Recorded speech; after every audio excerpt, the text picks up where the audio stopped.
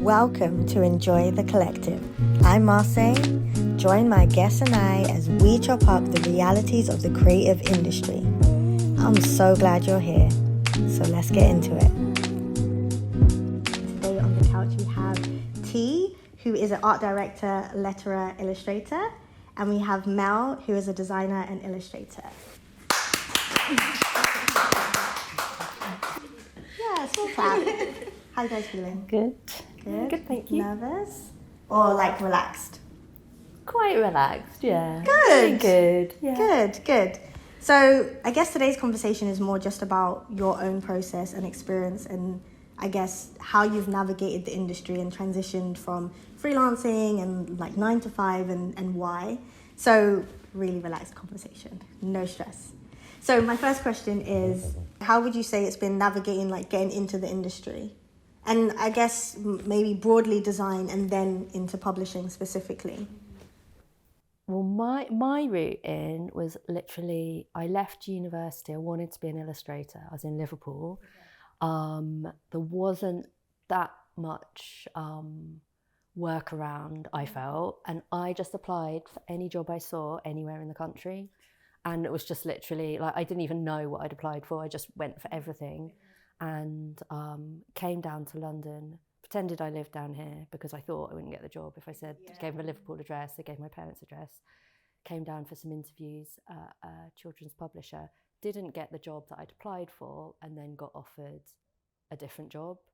And the whole time I was applying for stuff, I was working as a temp in offices and stuff. So the touch typing did actually. And just doing all that. And I think I was working in King's Hospital, like down the road, just on reception, doing like any job. And I really remember phoning them back from a payphone, because this was ages ago. I didn't even have a mobile phone, and saying, oh, what do you want to talk to me about? And they were like, oh, we've got a job that we think you could do. And it was like such an amazing feeling, because I'd struggled for a while to get anything. Yeah. I think I was at second interview stage to work for Polly Pocket as well, which was my days! I love Polly Pocket! Could just have been, could have gone a completely different way. But I ended up. And now I think it's weird, because I always loved reading and always loved design and illustration, but I didn't quite join it up that I could work in publishing, and it wasn't a thing. And actually, when I was at art school, there was a group of girls who wanted to be children's book illustrators, and we kind of were like, oh, so twee, like they just like, I remember someone talking about drawing mice in waistcoats all day long, and I was kind of thinking it was uncool and not realizing that it was this incredibly like creative, very cool industry to work in. I think that's true for a lot of people in terms of, especially within creativity, it's very difficult to kind of understand the scope of what is available to you, and that there are actual career paths in various ways. So a guest before was talking about doing an art foundation, and an art foundation being her entry into like the scope of creativity and design, and then being like, wow, like I could maybe do this and then do that. And then for yourself, T, like, how would you say you like navigated like getting into the industry, maybe design and then into publishing? I think I always liked book covers growing up, and I always it sounds so vain, but I always used to look at book covers and think, oh, why didn't they include this on it? Or why didn't they do it this way? And I thought, well, I could do this, And I did actually try to do my own drawings of books and stuff, of book covers when I was little, but just for fun, But I never really saw it. It was always in the back of my head that, I could. It would be nice to work on books. But it was the same when I moved to London. I didn't know anyone, didn't have any connections, and I thought I did the same thing you did. I sent my CV out. If it said design on it, they got my CV. Let's just say that. So it went out to everyone, to the smallest companies, the worst companies. Sometimes when I spoke to them, it wasn't a good fit. But I just wanted to get my foot in the door. And it was just by chance. I did a bit of freelance, just random jobs, and it was just by chance that. And I hadn't really thought I would. It was another thing, designing album covers and cover art was a thing in my head, but I think there was that lack of confidence again. And I thought, I don't really know one in the industry, so there's no way I'll get offered a job there. But there was a job going at Warner Music, and so I went for it. And they offered me a second interview. And then I just thought, oh, this is not really happening. I thought, I'll just go for it, I'll see what happens. So I'll just chat to them. And I went and saw them, and then I got offered the job, and it was... And it was sort of a thing where I thought, well, I sort of thought about wanting to do this, but I didn't think I could ever do it. Yeah. And so when I did get offered it, I thought that would be my path from now onwards. I'll stay in music. And the only reason I moved to publishing at the time is because it was that time when digital downloads became a thing, and the music industry, they were really panicking. They didn't know what to do about free downloads and people accessing free music. And that translated into the videos they were producing and the cover art as well. They didn't know what to do with it. They didn't know if they should pull out funding on it and then focus more on just like thumbnails and stuff like that. So there was just all this confusion and panic. And everyone was trying to get onto the latest digital thing, whether it was apps or whether it was just having videos on for people to view. And so amidst all that panic, all the cover art started to be reined in, and we started doing, there were only very limited edition of vinyl and stuff like that. And so we weren't being asked to do whole booklets, only just small runs. And that was what I liked. I liked to see stuff in print, because the digital stuff, even though I was working on them, they were up and gone in 2 seconds. Okay. And so just getting stuff in your hand and flicking through things was what I liked. And when you see stuff in print, it's different. It's not, you see it and it seems more like it's a real thing. And then I thought, well, the only thing that won't go digital or seems pretty safe at the moment are books. So I went into books, But then when I moved into books, they were panicking about ebooks. So, But ebooks haven't taken over, and we're still very much in work. I think it's so interesting what you're saying about having a physical thing. There's something so satisfying about how your work being something tangible.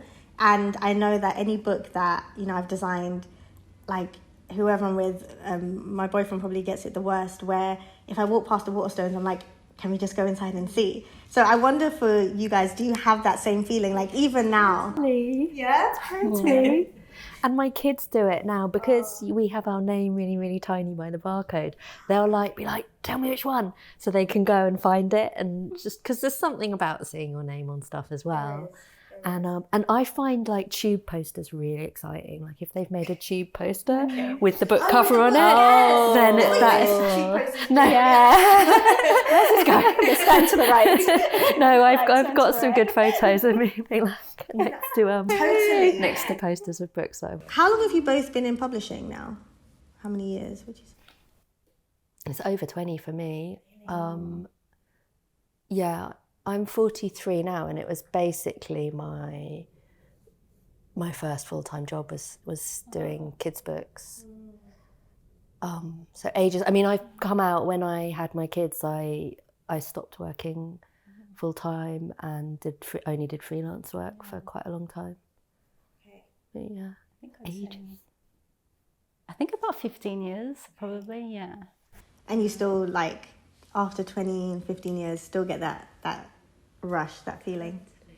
I feel like you are just a bit maybe not. It's fun. I think it's I don't know, I don't know, because I work mostly in fiction, and when I get the manuscripts in, I always like to read them. And then when you read them, I start getting images in my head. And I think lots of people do that in publishing, designers in publishing in a way, where ideas start turning around in your head, and you start trying to pick out keywords.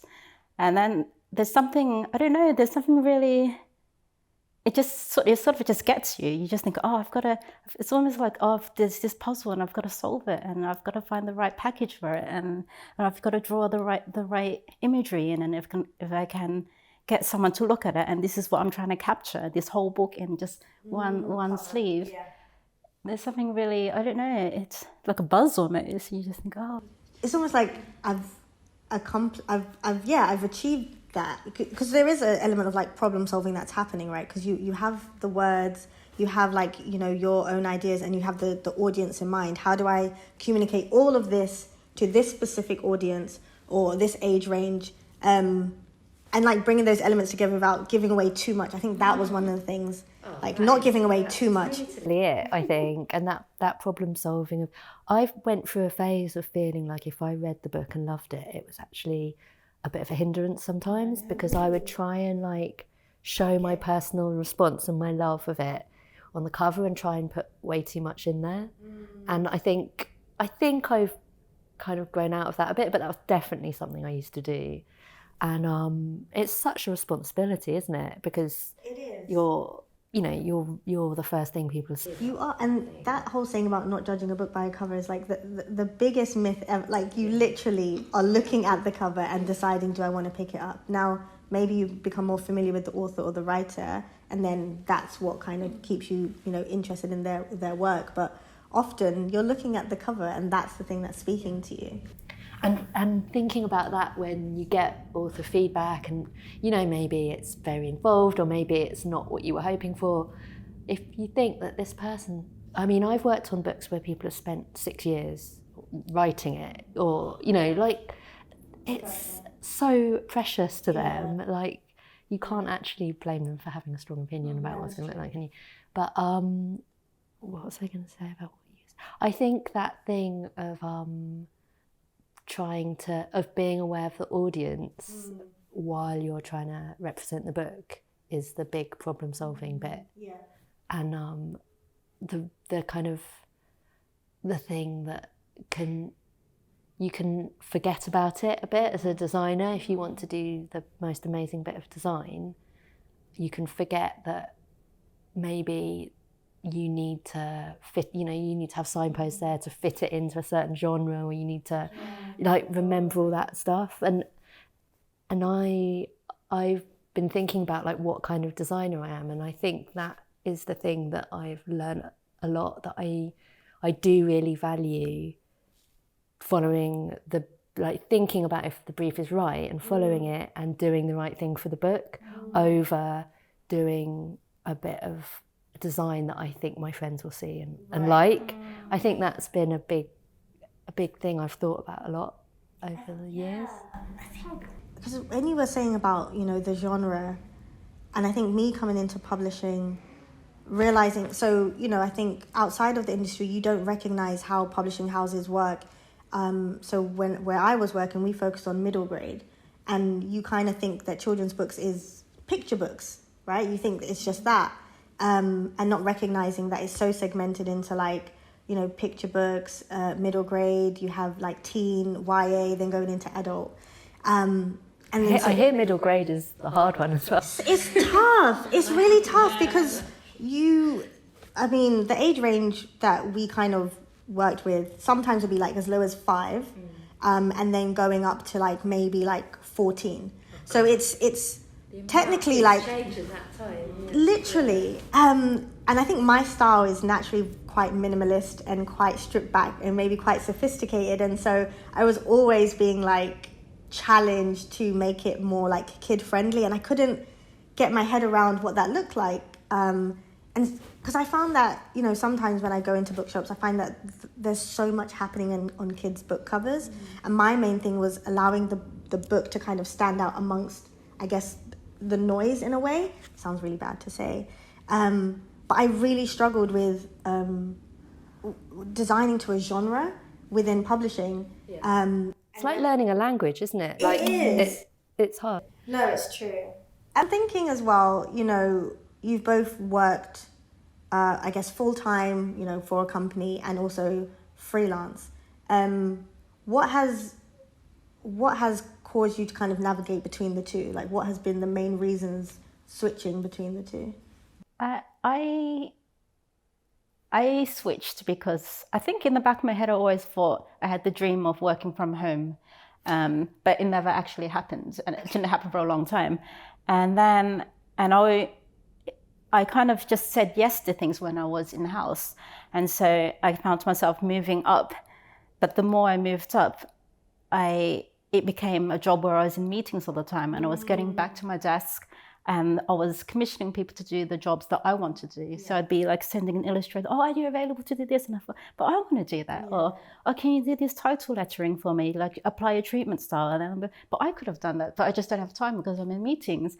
And I thought, why am I coming back to my desk asking other people to do the things I want to do? And then I'm doing all the things I don't want to do. And I think that was the moment. And I did stick with it for 3 years. I thought, no, that's just a way. Eventually things will calm down, and then I'll get myself out of meetings, I'll delegate, and then I'll just get back to doing design and, doing some creative work. And it just never happened. So I quit. That was it. And did you ever go back, or did you just kind of like, once you started freelancing, like that was your path? I didn't go back fully. I have accepted like short-term contracts in-house. So I'd take on a project or maybe 6 months to a year in-house, but usually only like part-time. So I went, like before COVID, I went back to SNS for 3 days a week. And then I thought, well, do I really want to be doing this? But there's something nice about not being employed by the company. So you don't feel completely tied to them, and you go in there and you're not expected to attend as many meetings. You're just there to do the work. And then you can leave, and then you've got other projects with somebody else altogether, and it's different kind of work. And that mix is quite nice. There's like a freedom about it that you don't get when you're like employed by a company. Yeah, no, I get it. And what about for you? So yeah, the first time I went freelance was practical because I had a baby and then had another, so I stayed freelance during that time and then went back into the office. And I think from then on, looking back, what I've done is if my job isn't working for me, then I tend to move on. Like I sort of make that decision quite quickly that if I'm not progressing or I feel a bit stuck, then I think about leaving. And so that has been the reason I've gone freelance later, is just because it isn't working.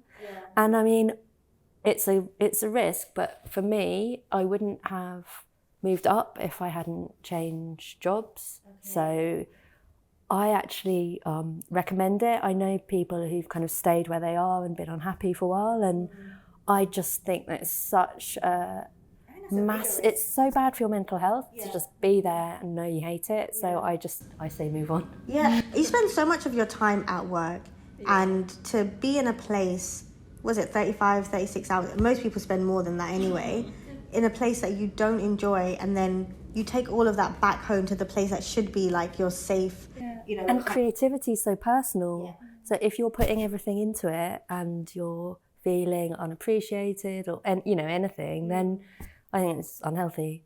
The flip side of that is I love working in-house. I love being around people.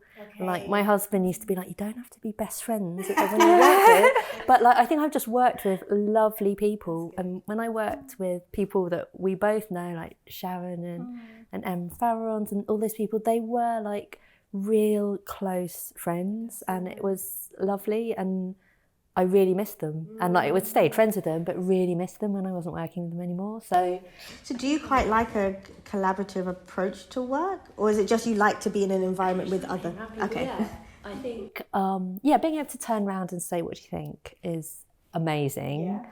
But I think just my big plan with freelance was to get a shared studio space, to get the best of all of that. I just never did.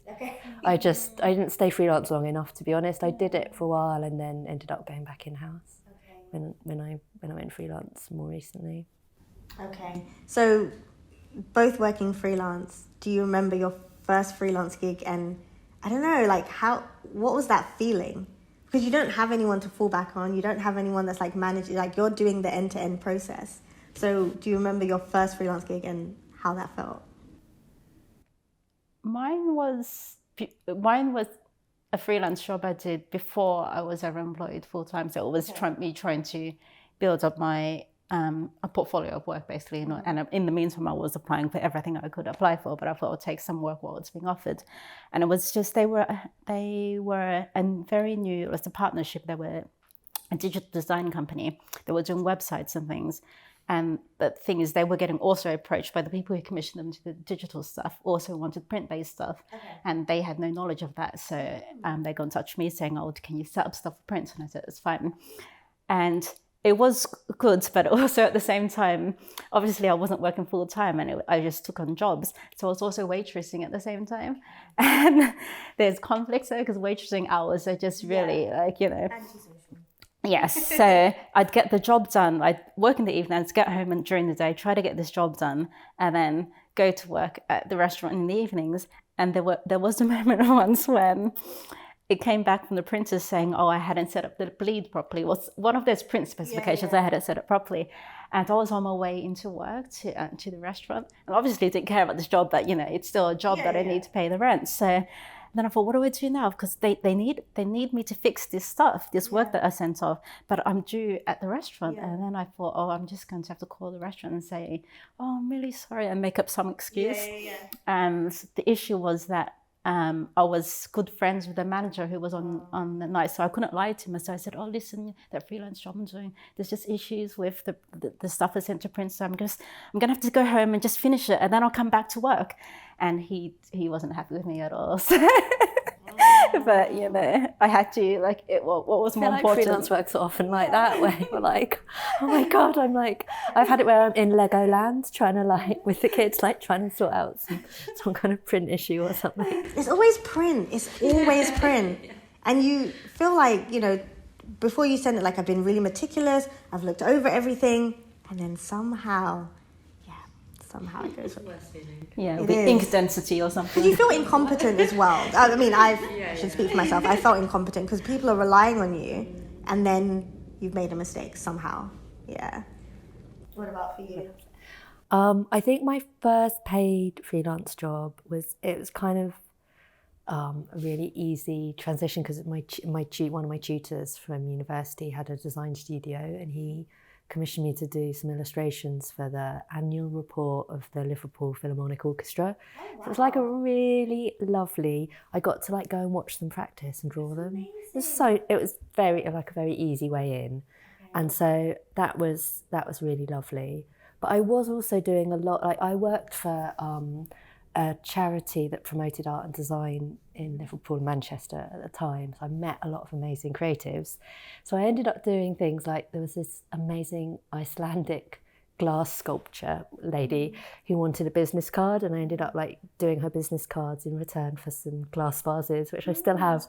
So there was a lot of that kind of not. Was you ever nervous though? Was there ever I'm going into this space that I've maybe not done, and having a level of professionalism as well? Oh my god, I was so for the annual report, I filled a whole sketchbook full of work.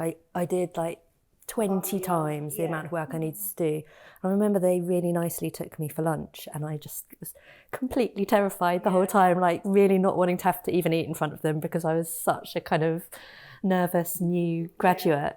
And I think I was thinking about this for another question you mentioned, but I really had this feeling that was a secret code of good design that I didn't know about for years, and that I would use the font that you shouldn't use, or I'd do something. I had this massive insecurity about it, and my husband's a graphic designer, so I would constantly be is this font? And he was there's no rule, use what you think looks good. And I was no, I know there's a rule, I know there is, I don't know about it. And I was so underconfident about that. And I think it's a really important thing to learn, but hard, that it's subjective. It is. And, being confident in what you think looks good is enough, but it's really, really hard when you start out. I used to overthink so badly. You do. It is really, really difficult because, yes, imposter syndrome is a thing. But similarly to you, I just remember there would be what I liked, but I'm sure they would like this, right? And then it's because I think this is what good design is, but I actually prefer this. But I would always do the thing that I thought I would imagine someone else liked. And I found that when it came to my portfolio, the projects that got the best kind of response was always the things that I had done, my own personal projects. And I think that started to fill me with the confidence that actually I have a taste, and I actually have a voice, and I don't have to try and fit into this idea of good design, which is... And actually we talked about that in my last job, that the new designer always gets everything approved to start with because they're bringing something new. Yeah. Like that fresh outlook is like so precious and brilliant. And not second guessing yourself is the worst. It is. But it's almost like so innate. Yeah. Which kind of brings analytical and you are. what we're doing, yeah. And I think there is this thing of where you look at things for so long that you can't really see it anymore. I don't know how to explain it, but it's literally like you can't see it anymore. It just looks like it's not like when you say a word over and over again, it starts to sound silly. Yeah. It's like looking at a piece of design that you've been working on for a while. It's like you can't see it. And so I'm wondering for yourselves, when you going through that process, and you have like rough work or a project you've been working on for a while, who around you do you share that with, especially if it's like more of a freelance project? Because you don't have necessarily a team the way you do when you are in-house. So who do you share rough work with? You know what? I'm not very good at sharing rough work. Okay. I try and get my husband to tell me what he thinks, but he never wants to say. Apparently, so I don't take it very well. Okay. No, but I think just the way I am, and because I started out working quite independently, and I think it really depends what kind of bosses you have and things. Mm-hmm. But I've got used to not doing that very much, and I think I do something that is a bit crazy in a way that I want to get things looking quite polished before I show people. Okay. And there's obviously an issue with that because it could. But a lot of it has been when I've been working in house, and so my mindset has been, oh, they're paying me to do this. This is great. I can experiment and like sit here and spend a day cutting out bits of paper, and then if they don't like it, it doesn't really matter. I still have to solve it at some point, I guess. But so I've kind of justified it like that. But yeah, I'm not great at doing that, and I don't know if it's out of necessity or like. Well, then, is it that you don't see the benefit then for your process and practice? Maybe it just doesn't. Maybe I think it is to do with me liking to get to a certain level with things, but when I do speak to people about it, it's always helpful. So I think I just need to do it more. No, I think people have different. I don't know. When I work with other people, you get people have different ideas of what is rough and what they're happy to supply as rough. So sometimes you'd work for illustrators, and you'll have a concept, you send it on and say, oh, can you do a rough of this? And you'll get sent something that is so scratchy. You you're trying to work out, what are they wearing? What's the character wearing? Oh, what's in the background? It would just be a little scribble in the background. Is she going to draw the background, or is he going to draw the background when it comes in later? And then other people will give you something that's almost final, and they'll just clean it up afterwards. So it really depends. Some people, rough is really rough. And other people, rough is... it has to be near final. It just depends on how you work, I think. So. I worked with Luke Newell on Nights and Bikes, and I think he did warn me, he's like, my rough work is really rough. But obviously working with him throughout the series, so like 3 books, like his work is like, his rough is literally like shapes and scribbles and whatever. But I got to understand like his visual language in a way, so I could like approve it and be like, I think I can definitely see Demelza is here, and I can see how that, do you know what I mean? And then I worked with Farah, who worked on who illustrated the Mayhem Mission series, and her rough work looks like finished artwork, and it's so gorgeous. And and the thing is, Luke's journey from like rough to finals is amazing. Like his final artwork is so gorgeous, and so kind of working with both of them, I've as a creative director on those projects, began to be able to understand the way that they communicate, I guess, through their kind of like rough work. But I do think, I don't know, I did struggle sharing like really rough work with the rest of the team, because I think they don't, it's like, what is that? And what am I looking at? And how can I approve this? How does this relate to the story? And so I would often not share really, really rough work with the team, because I knew that it almost like fills them with panic that the process or the project isn't like going forward. But I think it's interesting just kind of hearing how we feel about this, because there was a previous conversation that I had with some other guests, and because they all worked in part of a collective, they became very used to sharing rough work, especially those who worked with like illustrators and poets together. So with poets, like you can't pass around this. You still have to perform the rough performance and accept critique. And they were saying that they found it helpful because really what it has done is grow it or take the idea further than they could have ever imagined. But I do think we can become very precious about. Yeah.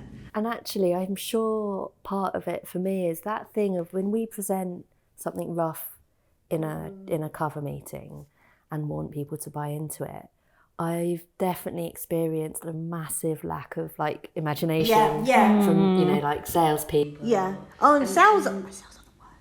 I think sales are the worst. I think that's why I've become like really like, no, I have to make it look amazing because so I think there's part of that, but I think it is also partly this kind of headstrong thing. Like, I don't want anyone to tell me not to do it. I want to finish it first. No, I get that. I get that.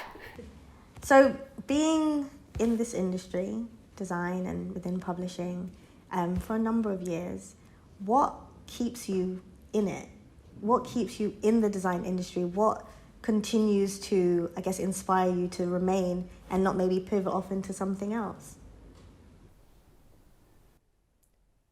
That's a Yeah, go first. I think that I can't not be creating things. I think it is just completely who I am, and I still feel like really incredibly lucky to get paid to do it.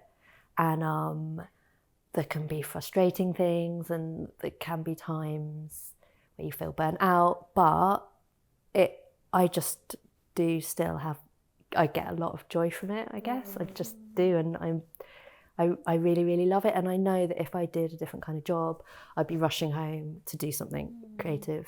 So I think I'll always just feel like it's a win. I think I wouldn't say I mean, I'm open to doing, I have done little bits of other jobs that aren't publishing related.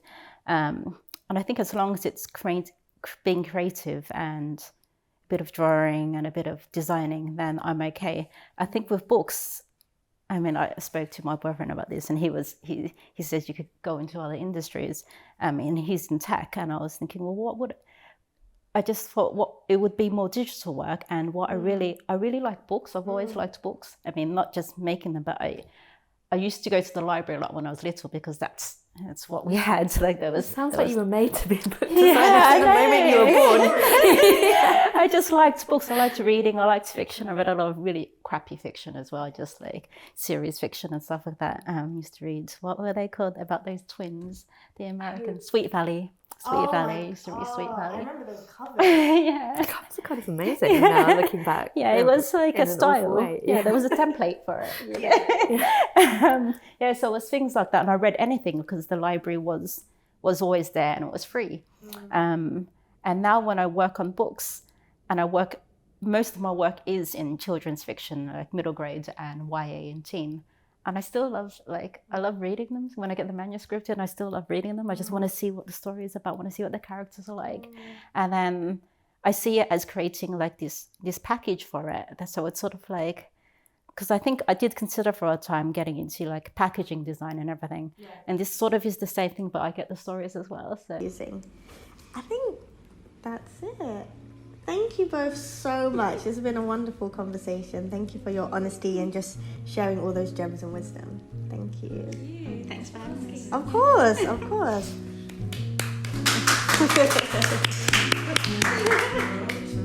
Thank you for joining us. I hope you enjoyed the episode. A big thank you to my guests and to Renaissance Studios who allowed us to use this beautiful, amazing space. If you enjoyed the episode, please comment, like, and subscribe. And we'll see you in the next one.